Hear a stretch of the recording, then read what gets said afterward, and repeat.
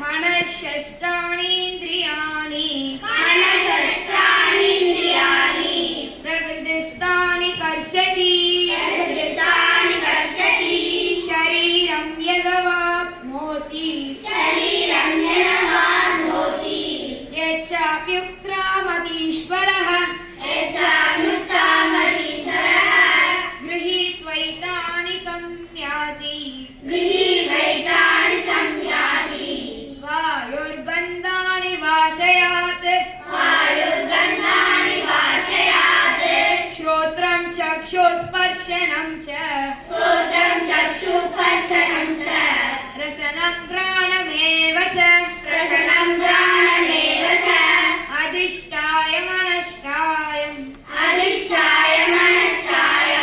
विषयानुपसेवते